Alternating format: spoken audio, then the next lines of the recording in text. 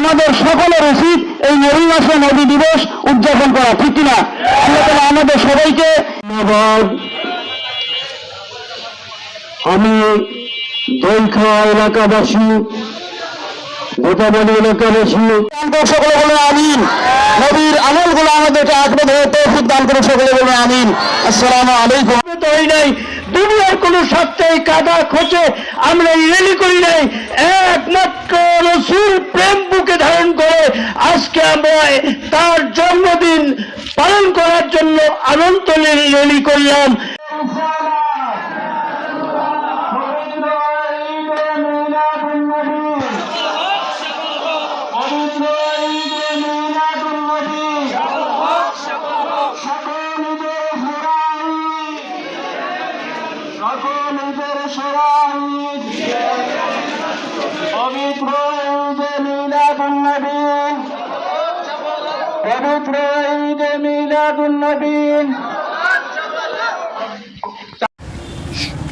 মহানবী সাল্লাল্লাহু আলাইহি সাল্লাম ঈদে মিলাদুন্নবী উপলক্ষে আয়োজিত দইখোকা সাঙ্গা শরীফ কর্তৃক আজকে মহান মিলাদুন্নবী উপলক্ষে আমরা র্যালি দিয়েছি। আমরা চাই এই দেশে শান্তি শৃঙ্খলা এবং মহানবী সাল্লাল্লাহু আলাইহি সাল্লামের আলোকে আমরা সবাই সুষ্ঠু এবং সুস্থ থাকতে চাই এবং প্রতিটি গোটা পৃথিবীর মুসলমান সবাই আমরা ভালো থাকতে চাই। এই আশাবাদ ব্যক্ত রেখে আমি আমার কথা শেষ করছি।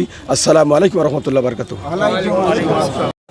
আসসালামু আলাইকুম রহমতুল্লাহ। সম্মানিত হাজরিন, আমরা আজকে যে দিনে উপনীত হয়েছি আমাদের সকলের অজানা নয়। আমরা জানি বিশ্ব মানবতার দূত রহমাতাল্লিল আলামিন মুহাম্মদুর রাসূলুল্লাহ সাল্লাল্লাহু আলাইহি ওয়াসাল্লাম যে মাসটিতে আগমন করেছেন সেটি হচ্ছে এই মাস। এই মাসটির নাম কি?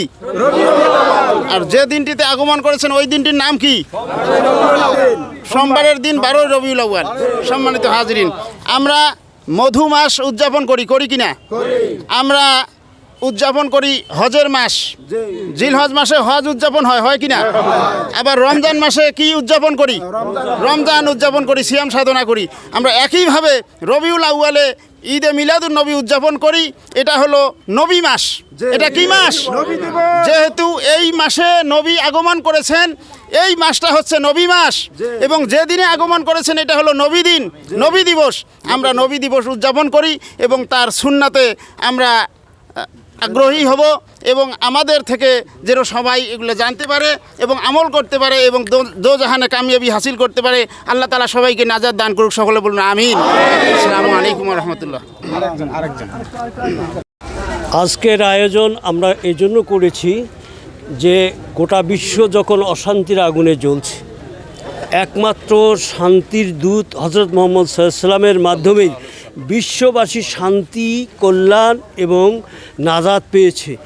আজকের এই বিশ্বে মুহাম্মদ সাল্লাল্লাহু আলাইহি ওয়াসাল্লামের আদর্শ আবার আমাদেরকে গ্রহণ করতে হবে। যদি আমরা গ্রহণ করতে পারি, গোটা পৃথিবীর মানুষ যেটা গ্রহণ করতে পারে, তাহলে গোটা পৃথিবীতে আবার শান্তি আসবে, আবার মারামারি, হানাহারি, যুদ্ধ, সংঘাত, রক্তপাত এই সমস্ত বন্ধ হয়ে যাবে। গোটা পৃথিবী একটা শান্তির জায়গায় পরিণত হবে। আমরা শান্তি চাই, শান্তির জন্য শান্তির দূতকে আমরা আবারও আহ্বান জানাই যে আবার যুগে যুগে তার আগমন, তার আদর্শ যেন আমাদের জীবনে প্রতিফলিত হয়। এটাই